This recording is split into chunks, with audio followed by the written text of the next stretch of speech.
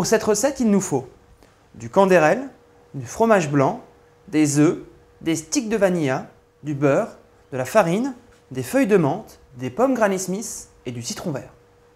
Nous allons d'abord commencer par réaliser le sirop en mélangeant 3 cuillères à soupe de candérel dans l'eau, ajouter une dizaine de feuilles de menthe dans l'eau, ainsi que le jus des 2 citrons. Faites bouillir le sirop quelques secondes, puis le disposez dans une assiette pour le placer au réfrigérateur. Pour préparer les pommes de la tarte aux pommes, nous allons d'abord les laver, puis les couper en bâtonnets. Pour ça, je vais les couper en tranches régulières, puis chaque tranche dans la largeur pour en faire des bâtonnets avec du verre des 2 côtés comme des allumettes.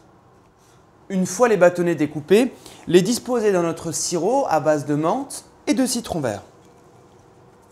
Pour la pâte sablée, mélangez dans un bol la farine, le beurre allégé, ainsi que 4 cuillères à soupe de candérel. Ajoutez également les 3 jaunes d'œufs. Du bout des doigts, malaxez la pâte pour obtenir un mélange homogène. Une fois la pâte bien homogène, la disposez sur une assiette et l'entreposez au réfrigérateur pendant 1 heure minimum. La pâte sort du réfrigérateur, elle a reposé pendant 1 heure, elle est maintenant beaucoup plus ferme. Je vais la récupérer, puis l'étaler entre 2 feuilles de papier sulfurisé.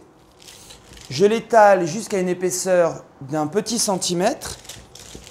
Je retire la feuille de papier sulfurisé, puis je découpe à l'aide d'un emporte-pièce des ronds de même taille. Après avoir préchauffé votre four à 180 degrés, soit thermostat 6, faites cuire les sablés pendant 20 minutes. Les bâtonnets de pommes vont maintenant infuser pendant 10 minutes dans le sirop froid à base de menthe et de citron vert. Je vais maintenant filtrer le jus pour égoutter les pommes. La pâte est sortie du four, elle est restée à température ambiante pour refroidir. Nous allons maintenant procéder au montage de la tarte. Je vais maintenant étaler du fromage blanc sur les sablés, puis les saupoudrer avec un stick de vanille. Tout le secret de cette tarte réside maintenant dans la présentation des pommes. Il suffit tout simplement de jouer avec les bâtonnets de pommes comme des micados pour faire monter la tarte le plus haut possible. N'hésitez pas à décorer avec la feuille de menthe infusée. Bien sûr, cette tarte peut être préparée 2 à 3 heures à l'avance car les pommes ont mariné dans le jus de citron, donc elles ne vont pas noircir.